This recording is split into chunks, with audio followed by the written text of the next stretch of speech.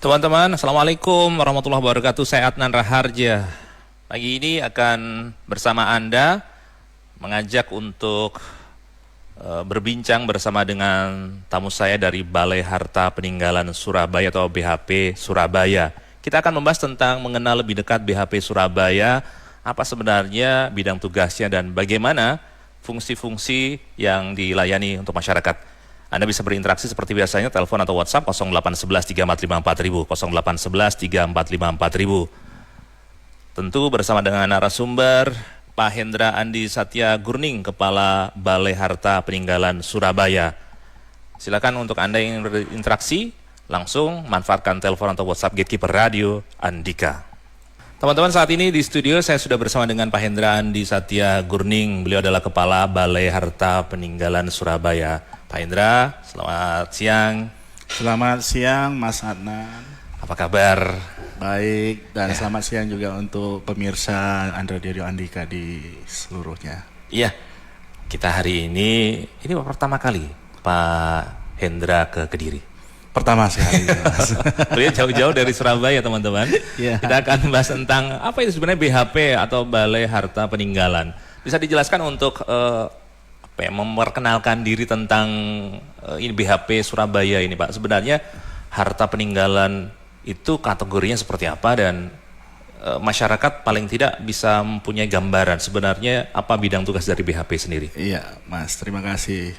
Jadi sebenarnya Lembaga Balai Harta Peninggalan ini tadi sudah sampaikan ya, sudah ada sejak tahun 1624. Jadi BHP itu sudah kurang lebih 396 tahun. Wow.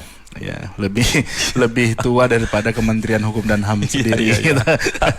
Jadi sejarahnya dulu bahwa tahun 1624 itu BHP itu berasal dari West End Budelkamer, Mas.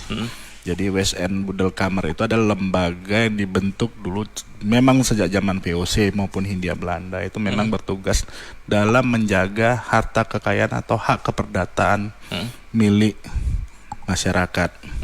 Dulu memang ditujukan kepada golongan kepada orang-orang Belanda. Yeah. Tapi sejak kita merdeka, maka itu bertransformasi. West End Budelkamer ini menjadi namanya Balai Harta Peninggalan. Disebut Balai Harta Peninggalan karena memang itu terjemahan dalam KUH Perdata. Ya, jadi disinilah terjadi mispersepsi di masyarakat. Apa itu, Pak? Seolah-olah harta peninggalan itu, kalau Balai Harta Peninggalan adalah balai yang menjaga harta-harta keris, arca-arca, ya benda-benda purbakala. Itu bukan, itu mispersepsi yang salah. Itu memang karena kami maklumi, memang karena terjemahan dari West End Budelkamer itu menjadi Balai Harta Peninggalan. Bukan harta-harta yang bersifat ada nilai sejarahnya begitu ya? Bukan, jadi seolah-olah jadi Balai Harta Peninggalan tempat nyimpan keris-keris pusaka. Bukan, Mas. Iya. Jadi sebenarnya Balai Harta Peninggalan itu kalau di luar negeri itu semacam aset guardian ya. Menjaga harta kekayaan, hak keperdataan milik warga negara Indonesia.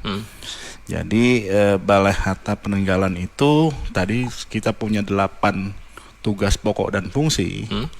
Yang mulai dari kita sebagai wali pengawas, ya terkait dengan perwalian, sebagai pengampu pengawas dalam hal orang yang dalam pengampuan, kemudian sebagai kurandus terkait dengan harta kekayaan yang tidak terurus atau tidak diketahui pemiliknya, kemudian juga terkait dengan hal-hal kewarisan, baik menerbitkan surat keterangan hak waris maupun wasiat, pembukaan wasiat tertutup, kemudian juga sebagai kurator negara, Mas.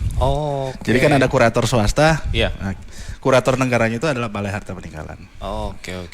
Kemudian kita juga sebagai penampung dana transfer. Nanti kita jelaskan lebih detail. Nah, untuk teman-teman yang masih ingin mendalami berkaitan dengan BHP atau Balai Harta Peninggalan, silakan bisa komunikasi dengan Gatekeeper saat ini juga, tanya-tanya ke Pak Hendra mumpung ada di studio Radio Andika 0811 345 4000, 0811 345 4000. Kemudian sebenarnya kedudukan dari BHP sendiri, Balai Harta Peninggalan itu seperti apa, Pak? Jadi Balai Harta Peninggalan itu Mas Andika itu adalah Adnan, Pak. Mas Adnan, aduh Radionya radionya Andika. Maaf. Oh. Ya, Mas Adnan itu adalah di bawah Kementerian Hukum dan Hak Asasi Manusia. Oke. Jadi kami adalah unit pelaksana teknis di bawah Direktorat Jenderal Administrasi Hukum Umum. Ya, jadi di kementerian itu kan ada Direktorat Jenderal ya, Ya. ada imigrasi, ada masyarakat. Kami salah satunya adalah berada di bawah Direktorat Jenderal Administrasi Hukum Umum.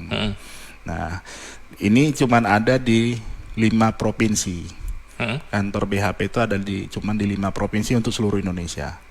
Ada di Medan, Jakarta, Semarang, Surabaya, dan Makassar. Hanya 5 se-Indonesia ya? Hanya 5 di Indonesia. Oh, oke.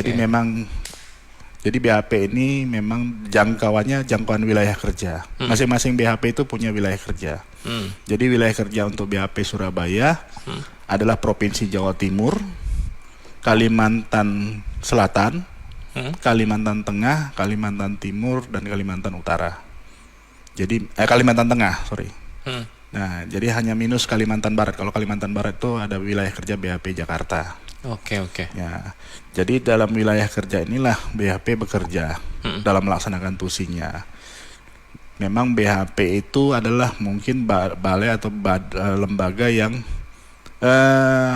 mungkin masyarakat baru mau mempelajari atau memahami BHP ketika kepentingannya membutuhkan. Misalnya, Pak? Misalnya ketika terjadi perwalian.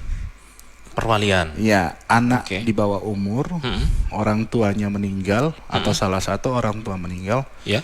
maka anak itu kan ada dalam perwalian. Oke. Ditunjuk walinya. Jadi kalau contohnya misalnya kayak kemarin baru-baru ini yang rame kan kayak Vanessa Angel meninggal tuh. Betul. Ya kan, Vanessa Angel dan istri suaminya meninggal, meninggalkan anak di bawah umur. Ya. Gala Sky. Itu kan Vanessa Angel dan suaminya kan meninggalkan harta, Mas. Ya. Ada harta kekayaannya, ada harta peninggalan yang ditinggalkan oleh kedua orang tuanya. Yang itu sementara dia tidak cakap bertindak. Anak itu kan tidak cakap bertindak, Mas. Secara hukum. Masih di bawah umur Di ya. bawah umurnya. Maka ditunjuk walinya. Ditunjuk wali untuk mengurus segala kepentingan anak di bawah umur ini. Tindakan si wali ini dalam pasal 366 KUH Perdata itu nggak bebas sebebasnya, Mas. Harus ada namanya wali pengawas. Oke. Iya, harus diawasi. Itu proses sebelum menuju ke sana, untuk penunjukan itu bagaimana Harus prosesnya, Pak? dimintakan penetapan pengadilan. Kan seorang wali kan ditunjuk karena penetapan, Mas. Dia ditunjuk menjadi wali, maka pengadilan menetapkan dia sebagai wali. Maka dengan begitu dia bisa mewakili anak di bawah umur ini untuk bertindak jual beli, membuka rekening bank, dan segala macam milik peninggalan almarhum kedua orang tua anak ini. Oke. Ya. Tanpa kehadiran wali pengawas, maka tidak ada tanggung jawab terhadap. Maka sering terjadi BHP itu baru dipahami ketika sudah kejadian, Mas.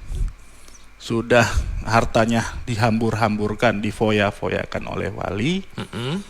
Baru masyarakat menyadari ternyata ada wali pengawas.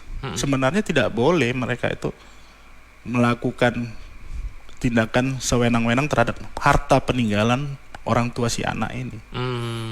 Nah, itu akhirnya baru mereka melaporkan setelah ada kejadian. Nasi sudah menjadi bubur, sudah menjadi perkara di pengadilan baik pidana maupun perdata. Tapi sebenarnya sebelum itu harusnya dilaksanakan, yaitu dengan setiap penetapan perwalian itu harusnya ditunjuk BHP selaku wali pengawas.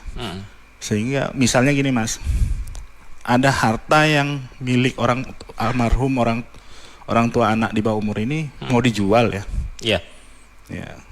Itu kan ketika ada kehadiran Balai Harta Peninggalan di situ, maka hak si anak itu harus diperhitungkan, walaupun dia masih kecil, ya kan, harus diperhitungkan karena untuk masa depannya. Sehingga sekarang di Indonesia itu banyak kan kita dengar, ya kasihan ya anak itu nggak terurus, nggak sekolah, padahal dulu bapaknya kaya. Bapaknya dulu punya harta. Ada syarat-syarat yang tertentu yang harus dipenuhi oleh si wali tadi, Pak? Ya, syarat-syaratnya memang harus ada ya kan, harusnya cakap, memang secara hukum cakap, dewasa dan punya hubungan kekerabatan dengan si anak. Biasanya orang yang terdekat dari keluarga, ya, keluarga dari almarhum orang tuanya meninggal. Tapi kan kekerabatan ini kan kita kan masih ada timur mas, masih sungkan mas. Ya kan kalau saya misalnya mas jadi wali kan, saya tahu mas jadi wali seorang anak, tapi kan sungkan nanya. Diapain tuh harta kekayaannya? Berapa, kan masih sungkan. Iya.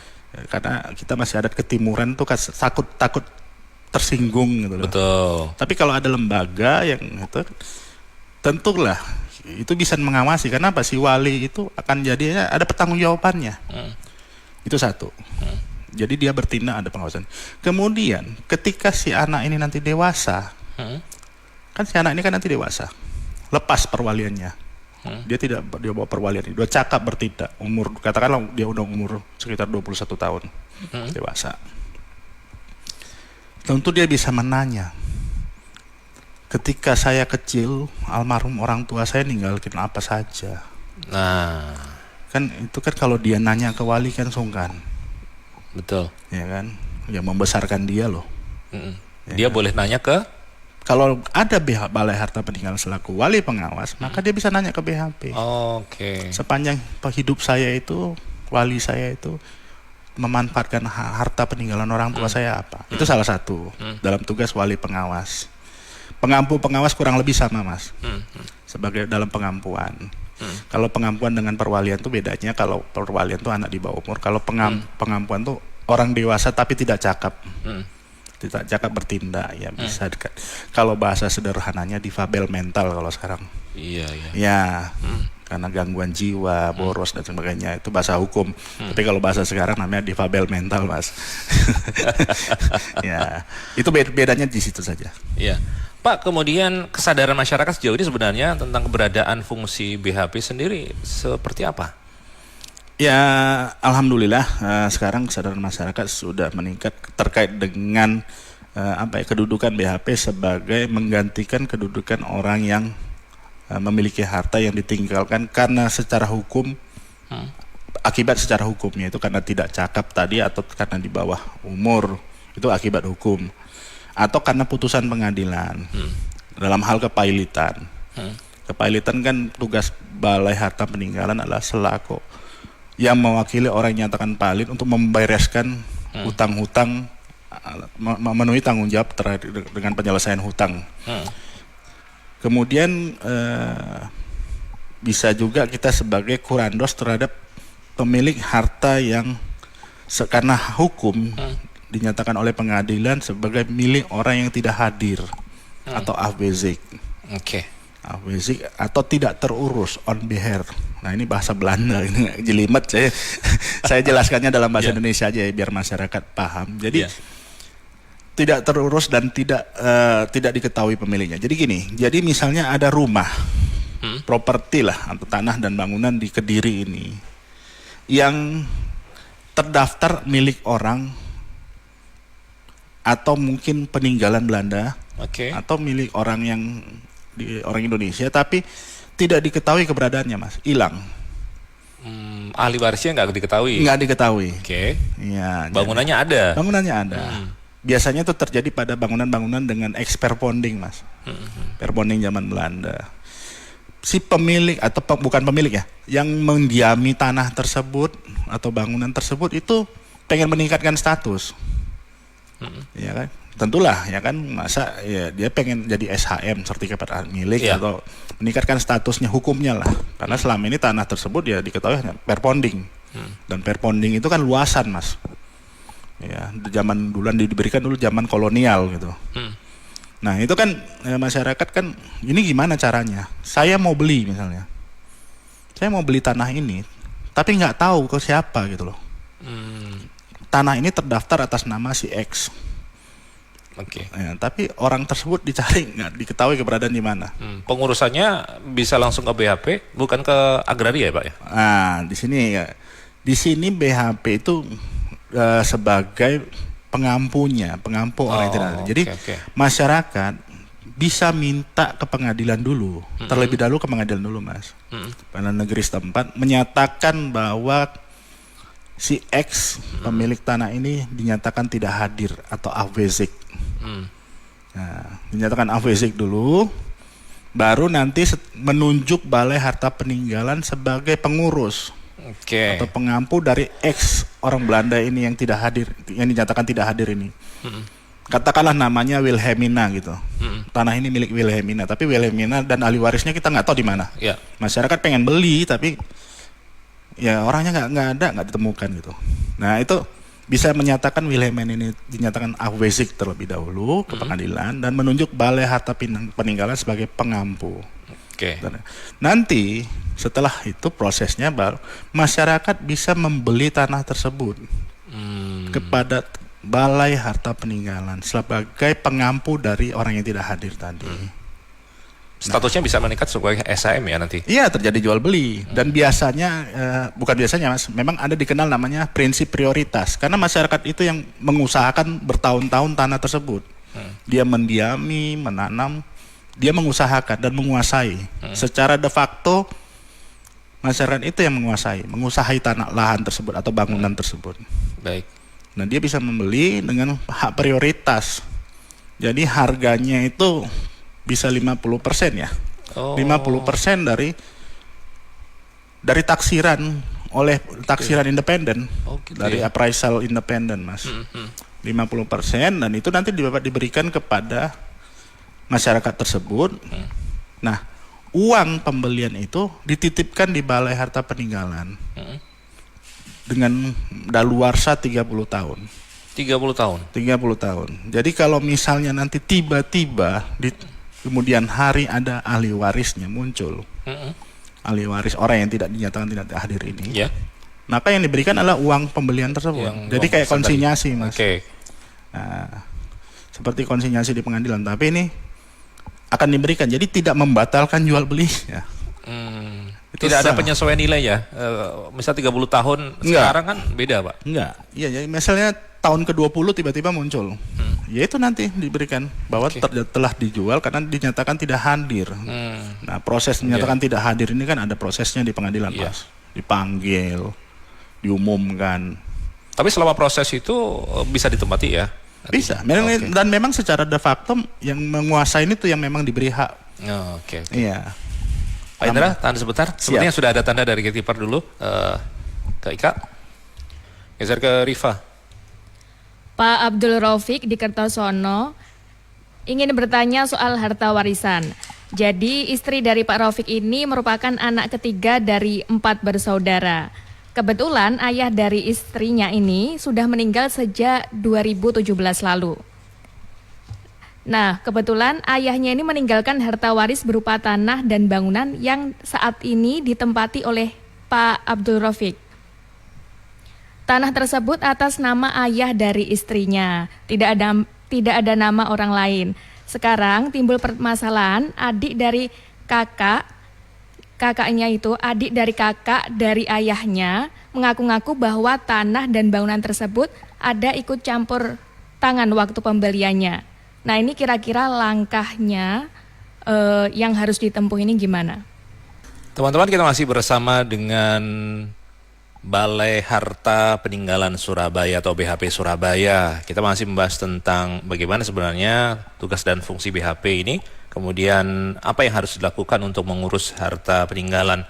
Kalau Anda ingin bergabung dalam interaksi ini silahkan telepon atau WhatsApp 0811 345 4000. Masih bersama dengan Pak Hendra Andi Satya Gurning, Kepala BHP Surabaya.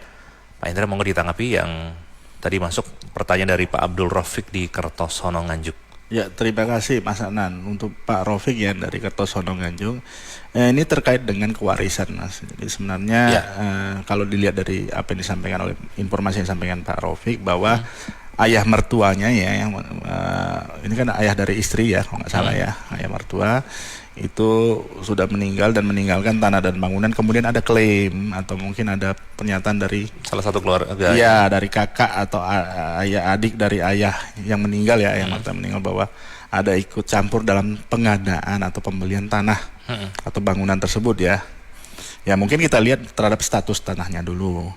bahwa status tanah tersebut, apakah memang status tanah tersebut milik atau kepemilikannya itu atas nama dari almarhum ayah mertua. Ya, karena status ini penting karena apa? Pertama dilihat dari pengadaannya. Jadi tanah itu kan memang kan bisa diperoleh dari warisan atau memang hasil jerih payah orang tua kita ya. Ya kan ada dia memang hartanya dari warisan. Betul. Ya. Dokumen-dokumen apa yang dibutuhkan untuk menguatkan itu? Jadi sebenarnya ketika status tanahnya itu memang milik dari almarhum ayah mertua dari si anak, maka yang berwenang dalam menampung kepemilikan harta tersebut adalah ahli waris. Maka dapat diajukan permintaan untuk menerbitkan surat keterangan hak waris. Karena kan surat keterangan hak waris ini untuk memberikan legal standing kepada anak-anak dari almarhum ayah mertua tadi. Jadi tadi akan istri anak keempat, berarti kan ada 3 saudara lagi. Betul. Ya kan? 3 saudara lagi dari anaknya almarhum ayah mertua ini yang harus dibagi. Karena ada hak seperempat anak dari almarhum ayah mertua kan punya hak ya. Bagi ahli waris. Nah itu dibuatkan surat keterangan hak waris. Nah surat keterangan hak waris sekaligus ini ya saya jelaskan ada sebagai salah satu layanan di Balai Harta Peninggalan. Itu kan memang kita Balai Harta Peninggalan menerbitkan surat keterangan hak waris dahulu itu hanya terbatas kepada golongan timur asing non Tionghoa. Dulu. Karena dulu kan masih ada penggolongan penduduk, Mas. Iya. Ada timur asing, Tionghoa dan pribumi dulu kan. Kalau pribumi dulu kepada camat dan lurah untuk membuat surat keterangan waris. Kemudian untuk golongan timur asing, Tionghoa kepada notaris. Nah, setelah itu dihapus, kita nggak kenal lagi namanya pribumi non pribumi. Ya, sudah dihapus penggolongan penduduk ya kepada masyarakat. Maka kita hanya mengenal hanya WNI dan WNA. Oke. Ya, nah, maka seluruh pembuatan surat keterangan hak waris seluruh golongan di Indonesia ini bisa ke Balai Harta Peninggalan. Ya, bisa melalui notaris juga.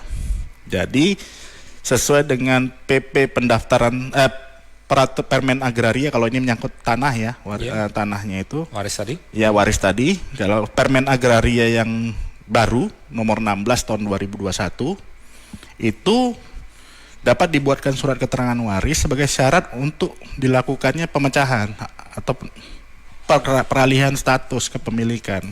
Mungkin dulu tanahnya milik almarhum, mau diwariskan ke siapa? Nah itu kan kita tinggal apakah nanti dipecah atau diserahkan kepada salah satu ahli waris dengan pelepasan hak dari ahli waris lainnya. Terkait dengan klaim tadi Pak, salah satu terkait klaim tadi, maka kalau statusnya memang milik dari almarhum ayah mertua, ya klaim itu nggak bisa diakomodir, Mas. Ya karena itu kan memang harta milik dari kepemilikan dari orang tua. Prinsip waris kita adalah ke bawah. Iya. Nggak ke atas atau ke samping. Apalagi hanya lesan saja ya. Iya. Kecuali tanah tersebut adalah berstatus tanah warisan. Jadi almarhum ayah mertua tadi memperolehnya itu dari warisan dari kakeknya atau ayahnya. Ya. Jadi masih makanya cek dulu status tanahnya. Apakah milik dari nama almarhum ayah mertua atau masih nama kakek? Kalau di desa kan biasanya masih letter C itu masih dipegang. Iya, turun temurun ya dari mbah-mbah atau kakek-kakek dulu ya. Maka itu harus diselesaikan dulu. Prinsip warisannya ke atas. Nah, itu harus diselesaikan dulu. Ya, karena kalau itu masih milik dari ahli waris yang 1 derajat ke atas, milik kakek atau peninggalan dari orang tua dari almarhum. Gitu. Baik. Teman-teman yang ingin bertanya untuk mendalami bagaimana sebenarnya fungsi pengawas atau pengampu dari BHP tadi, silakan juga bertanya. Telepon dan WhatsApp sekali lagi 0811 345 4000, 0811 Teman-teman bisa ikuti publik interaktif bersama BHP atau Balai Harta Peninggalan Surabaya lewat Andika TV di Facebook KG243. Ke gatekeeper dulu, Rifa. Bergabung Pak Hari di Pare Kediri. Halo Pak Hari. Halo Mas Anan, Assalamualaikum. Waalaikumsalam warahmatullahi wabarakatuh. Waalaikumsalam. Silakan langsung ke poin pertanyaannya Pak. Ya, selamat siang. Ya, ini mau mempertanyakan soal ahli waris atau hak waris ya. Nah, oke. ini kan kakek itu dulu punya tanah berupa sawah. Nah, terus dikelola oleh paman gitu. Nah, sedangkan paman sendiri posisinya kan dia tidak punya anak, hanya anak angkat satu. Nah, intinya semua setelah yang tua-tua ini sudah tiada atau meninggal. Ya. Nah, untuk sertifikatnya sendiri itu sekarang dibawa oleh anak angkat paman. Ya, Lalu? gimana? Nah, sekarang itu dihubungi atau dicari itu kita kan nggak tahu posisi untuk rumahnya. Dihubungi juga nggak pernah diangkat atau dijawab. Ya. Nah, terus untuk saat ini pihak keluarga atau ahli waris itu ingin menyelesaikannya secara gimana itu baiknya. Oke. Itu sudah berupa sertifikat ya Pak ya? Iya, sudah. Oke. Terakhir Tapi sertifikat atas tersebut nama siapa waktu itu Pak sertifikatnya? yang atas masih ada tertera nama dari kakek. Oh, oke. Bagaimana proses pengurusan selanjutnya gitu yang ditanyakan ya Pak Hari? Iya, betul Bapak. Baik. Mohon J. penjelasannya. Siap. Tapi sebelumnya saya bisa bertanya Pak Hari ya, itu tanah dikelola oleh paman itu memang diperolehnya warisan atau apa dari kakek? Nah, itu dulu kan dibagi ya, kakek kan punya beberapa tempat, beberapa tanah sawah itu dibagi ke anak-anaknya, terutama orang tua saya, adiknya, dan semua dapat gitu. Semua kebagian. Tapi iya betul Bapak. Terus itu kan semua masih atas nama Kakek. dari kakek. Iya.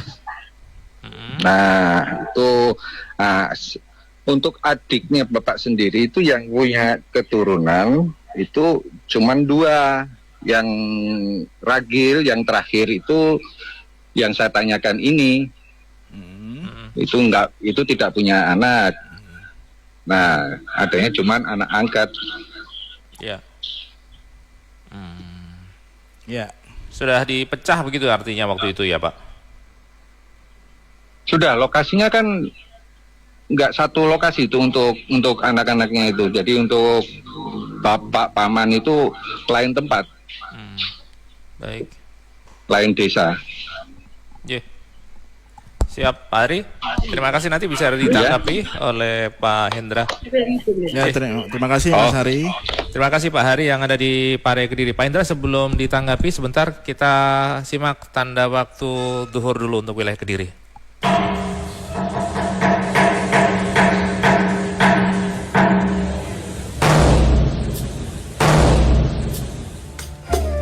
Kini telah tiba saat sholat zuhur untuk kota Kediri dan sekitarnya.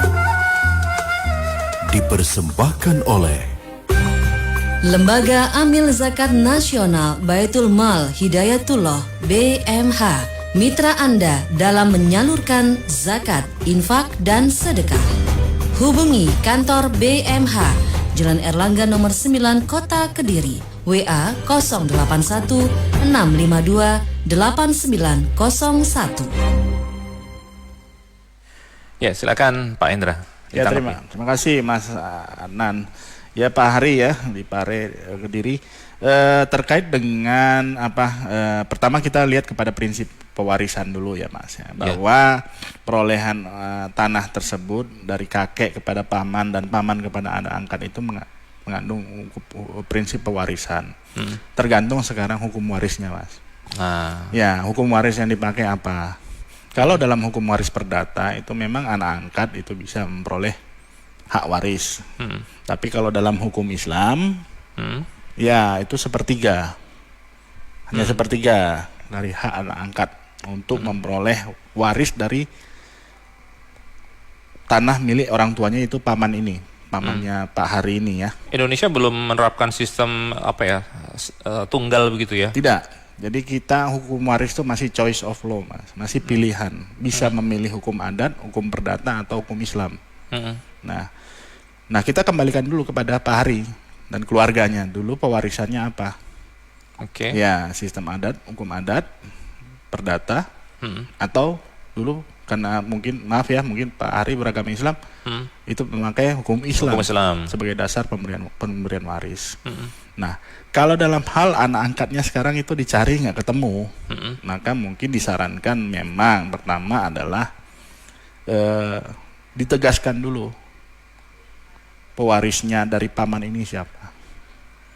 Ya, karena ini kan harta milik kakek kepada paman itu memang sudah sah ya. Tadi Pak Hari ceritanya kan dibagi-bagi semuanya. sudah dibagi. Jadi ke paman selesai nih, tinggal dari paman ke anak. Ya. Karena beliau adalah tidak punya keturunan, hanya anak angkat. Dalam hukum Islam itu hanya sepertiga. Jadi hanya haknya sepertiga. Jadi kalau misalnya itu ada sertifikat berupa tanah dan bangunan, maka nilai ya, ya nilai dari tanah tersebut haknya itu hanya sepertiga. Nah, mungkin ya bisa diminta oleh ahli waris ya, itu bisa membuat mungkin keterangan waris dulu, surat keterangan hak waris, ya, dengan menyatakan apa, tunduk kepada hukum apa sekarang. Nah, nanti di situ akan dibuat, dijelaskan. Nah, tinggal sekarang bagaimana dengan sertifikatnya ini, kan itu pertanyaan dari kan dibawa si anak. Sudah dibawa oleh ya? anak tadi ya kan. Ya karena tadi masih atas nama kakek, kan tanah tersebut sertifikat masih atas nama kakek. Maka belum ada namanya peralihan, atau kalau bahasa sekarang balik nama ya. Iya. Balik nama dari sertifikat hak milik tersebut, SHM tersebut. Itu bisa diuruskan dengan berdasarkan prinsip warisan tadi. Bisa ditelusuri dari BPN atau tidak Pak untuk peralihan ini ya? Mungkin sudah sama si anaknya tadi sudah makanya dialihkan. diluruskan dulu mengenai hak warisnya, baru ke BPN. BPN itu kan baru bisa memprosesnya kalau memang status warisnya itu sudah jelas gitu. Apakah memang hak anak ini sepenuhnya karena keluarga prinsipnya kepada hukum waris perdata, atau kepada hanya sepertiga. Berarti ada bagian lain itu menjadi hak sesuai dengan hukum Islam. Jadi ke samping dan ke atas. Nah, itu bisa mengajukan. Jadi menyatakan haknya, tapi haknya di luar dari yang sepertiga, karena anak angkat sepertiga, berarti bagian lainnya itu bisa menjadi haknya saudara kandung dari paman yang masih hidup. Ya, seperti itu. Nah, itu dapat dia diajukan untuk dibuatkan namanya turun waris. Jadi dibuatkan sertifikat baru yang berdasarkan prinsip warisan. Nah, itu dulu seperti itu. Nanti bisa dikonsultasikan lebih mengenai syarat-syaratnya. Nanti Pak Hari bisa tanyakan kepada Badan Pertanahan Nasional. Nanti kalau ruang jelas bisa konsultasi dengan BHP juga bisa ya. Bisa juga dengan BHP. Oke, teman-teman, makin menarik apa yang kita bahas. Kalau Anda punya problematika yang kurang lebih sama, atau mungkin juga ada hal-hal yang ingin Anda gali lebih lanjut, Anda bisa bergabung, interaksi bersama dengan kami yang ada di studio. Publik interaktif bersama dengan BHP Surabaya, Balai Harta Peninggalan Surabaya, 0811 345 4000, 0811 345 4000. Teman-teman, kita masih di publik interaktif bersama BHP Surabaya. Anda yang masih punya pertanyaan bisa bergabung dengan kami 0811 345 4000, 0811 345 4000. Masih bersama narasumber Pak Hendra Andi Satya Gurning, Kepala BAP Surabaya. Ke gatekeeper Ca? Ke siapa? Ika dulu. Ocha dulu ya. Oke. Pak Abdul Waras sudah sampai di Jalan Raya Peterongan Jombang, cuaca cerah, kendaraan ramai lancar dua arah. Pak Budianto mohon info jalur dari Kediri menuju Surabaya lewat Mengkreng apakah lancar untuk siang ini.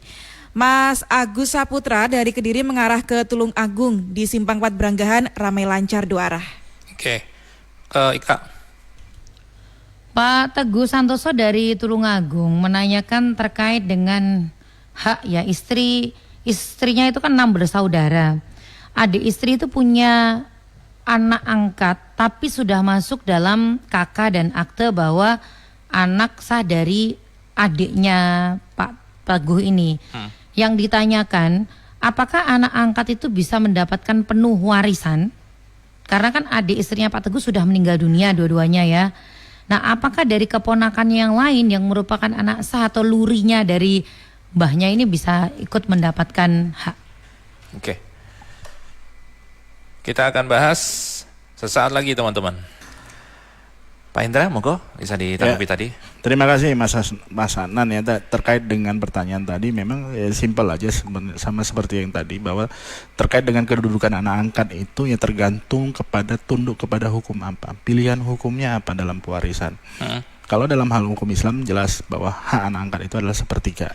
Ya. Ya, sudah ada. Nah, kalau dalam hal ini biar lebih gampangnya memang lebih baik keluarga itu coba membuat surat keterangan hak waris. Nah, surat keterangan hak waris memang bisa di notaris, bisa di balai harta peninggalan atau bisa di kantor kelurahan. Nah, cuman kalau kami dari balai harta peninggalan itu terkait dengan biaya pembuatan surat keterangan hak waris sebagai layanan kepada masyarakat, itu kami hanya dibebankan biaya PNBP sebesar 200.000. Ya. Saya tidak mengomentari kalau biaya yang lain ya dari yang lain. Tapi kalau kita itu fix 200.000 dan itu disetorkan kepada penerimaan negara. Jadi tanpa kami bekerja tanpa pungli, kami tegaskan tidak ada pungutan-pungutan di luar PNBP tersebut. Ya.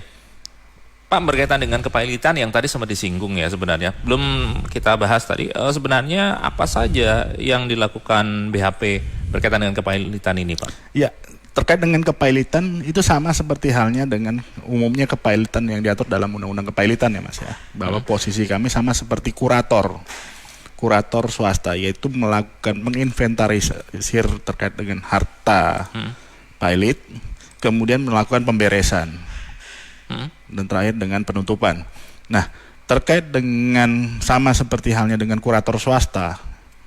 Jadi dalam hal suatu entitas bisa perorangan, bisa itu badan hukum. Baik badan hukum perseroan maupun badan hukum koperasi. Itu bisa saja mengalami kepailitan.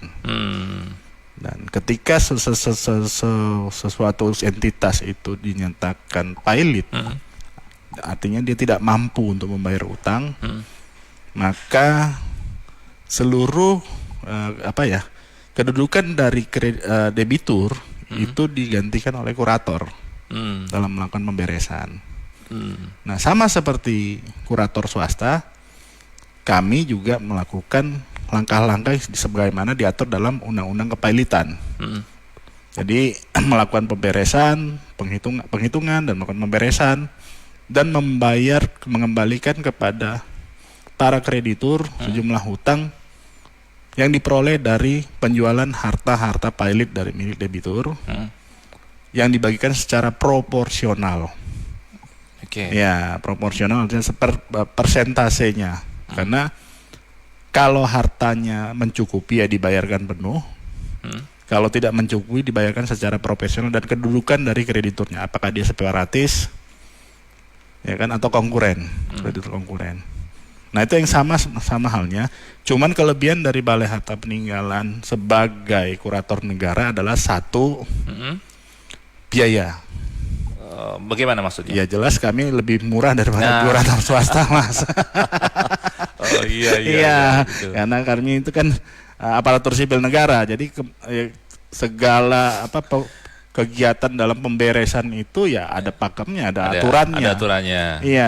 Jadi kemudian yang kedua adalah fee. Jadi memang sama fee, setiap pemberesan itu ada fee kepada kurator. Dan itu sudah ada ya? Ya, sudah ada aturannya. Ya, sampai dengan paling besar 7,5% ya. 7% ya. Nah, itu dibayarkan kepada negara. Jadi bukan kepada orang per orang, ya, bukan Pak Indra dan timnya. Jadi kalau masyarakat ya kan pengen ya menyumbang kepada negara ya tunjuk kurator negara. Nah, ini tunjuk kurator negara ini biar pendapatan negara juga meningkat ya. Karena itu kan seluruh fee itu akan disetor ke kas negara. Kemudian untuk biaya-biaya operasional itu kami biaya operasional itu sudah ditanggung oleh negara. Ya, jadi aman lah. Sudah ada anggaran yang diberikan. Jadi kalau jasanya itu tidak memperhitungkan biaya operasional. Tidak ada tambahan biaya macam-macam gitu ya. Nah, itu memang yang bisa kami lebih tonjolkan sebelaku kurator negara. Gitu. Pak Indra, sesaat lagi kita akan kembali. Teman-teman, jangan kemana-mana, tetap di Public Interaktif bersama Balai Harta Peninggalan Surabaya. Teman-teman, terima kasih Anda masih bersama kami di Public Interaktif bersama BHP Surabaya. Nah, ternyata Pak Hendra ada yang ingin bergabung dari Singapura ini ya. Bu Erlin ya, Singapura, Mount Elven. Tapi waktu kita kan sudah mepet sekali. Tapi sedikit pertanyaan, mohon ditanggapi sebentar ya. Bu Erlin tidak punya anak, terus bangun rumah di tanah warisan dari bapak. Saudara 4 orang laki-lakinya 1. Kalau sudah tua, apakah Bu Erlin tersebut harus mengembalikan rumah ke saudara laki-lakinya? Ya, makanya ini karena pertanyaannya mungkin kita coba melengkapi ya. Iya. Pertama mengenai status kewarganegaraan. Karena ini Pak Bu Erlin dari Singapura, apakah sudah berganti kewarganegaraan? Kalau sudah berganti kewarganegaraan, berarti kan hak milik itu sudah berubah menjadi hak pakai. Oke. Itu jelas dalam Undang-Undang Pokok Agraria di kita ya. Jadi kalau tidak punya anak, nah ini tadi kalau tidak punya gimana Mas? Tidak punya anak, apa harus mengembalikan rumah tersebut ke saudara laki-lakinya? Harus mengembalikan. Tidak. Kan dia tidak punya istilahnya hak ahli waris lah gitu ya. Iya. Kira-kira bagaimana? Kan ada mekanisme yang kedua yang namanya wasiat. Ya, nah ini kita masuk ke layanan BHP yang belum dibahas. Sepertinya nanti adalah wasiat. Betul. Ya, jadi setiap orang itu kan bisa memberikan wasiat kepada siapa harta itu akan diberikan. Nah, itu dapat dilakukan di hadapan notaris dan juga dapat dilakukan secara tertutup, holografis namanya. Di amplop tertutup. Hanya dia lah yang tahu nanti, dan dibuka ketika meninggal dunia. Dan ketika dibuka itu dibuka di hadapan Balai Harta Peninggalan. KUH Perdata menyatakan seperti itu. Nah, ini perlu konsultasi lebih panjang ini kayaknya ya. Ya. Nanti ada mungkin nomor call center yang bisa dihubungi, Pak? Ya, untuk call center di Balai Harta Peninggalan itu kita ada Mas, bisa melalui call center kita. Nanti kita sebutkan nomornya dan juga melalui email nanti di akhir acara. Sepertinya memang teman-teman BHP harus sering-sering talk show di Andika ini. Siap, kita siap kalau memang masyarakat. Jadi call center kita di 0811 353 1629. Diulang? 0811 353 1624. Sorry, 24. Oke, nanti kalau kurang jelas bisa ke Gatekeeper Andika ya. Iya, nanti kita bantu. Pak Hendra, sedikit supaya masyarakat aware terhadap BHP, ini apa yang harus dilakukan, Pak? Ya, pertama bahwa masyarakat ketika terkait dengan harta kekayaan atau hak kebendaan yang dimiliki itu tersebut memang ada keadaan yang memang membuat masyarakat tersebut dalam kondisi tidak cakap. Atau tidak dapat bertindak baik karena dia itu karena status hukumnya tadi seperti anak di bawah umur dalam perwalian, atau karena kondisi situasinya, misalnya tadi rumah yang tidak diketahui pemiliknya, kemudian baik juga karena kewarisan, itu memang sebaiknya dapat masyarakat itu lebih awal aware dalam menguatkan status hukumnya. Jadi ketika masyarakat itu jangan sampai masyarakat tersebut ketika sudah terjadi permasalahan hukum baru menyadari pentingnya balai harta peninggalan. Jadi memang balai harta peninggalan itu diperlukan ketika di awal itu kurang seksi lah istilahnya, kurang itu diperhitungkan karena kalau tidak terjadi apa-apa ya nggak masalah, Mas. Untuk tindakan antisipatif sebaiknya memang harus dipikirkan lebih awal. Iya, lebih awal. Jadi sama seperti halnya ketika perwalian. Ya ketika perwalian itu berjalan normal, baik walinya baik, amanah, jujur, amanah, ya tanpa kehadiran BHP juga nggak masalah. Ya. Tapi ketika kemudian terjadi penyimpangan yang dilakukan oleh wali, terjadi menghambur-hamburkan, menghabiskan harta kekayaan, maka diperlukan balai peninggalan. Pak Indra, sepertinya banyak topik yang belum tersentuh, mungkin perlu didalami lagi di lain waktu. Kita Terima undang kasih, teman-teman Mas BHP untuk bisa menyapa masyarakat di Kediri dan sekitarnya. Nanti akan kita usahakan, Mas. Siap. Ya, terima kasih kehadirannya Pak Indra di studio Radio Andika. Selamat siang. Baik. Teman-teman, tadi perbincangan kami bersama dengan BHP Balai Harta Peninggalan Surabaya bersama narasumber Pak Hendra Andi Satya Gurning, Kepala BHP Surabaya. Anda baru saja mengikuti Publik Interaktif Radio Andika. Publik Interaktif dipersembahkan oleh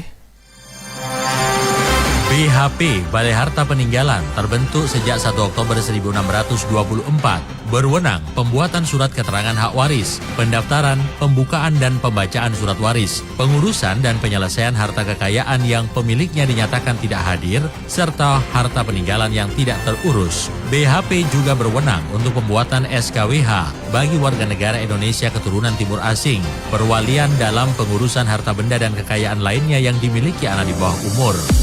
BHP juga bisa berfungsi sebagai kurator kepailitan dengan tugas sebagai pengurusan, pemberesan, serta pelaksanaan likuidasi.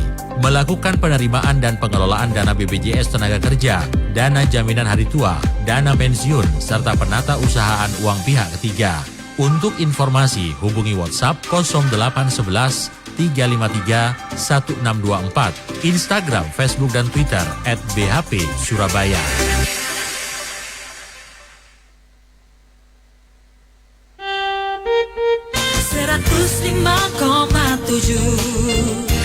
Radio Andika.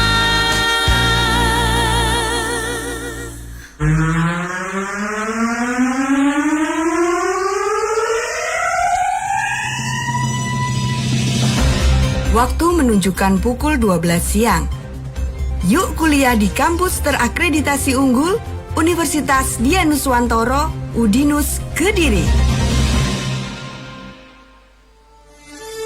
Hiduplah berjamaah dan jangan berpisah dari jamaah. Sesungguhnya setan bersama orang yang sendirian.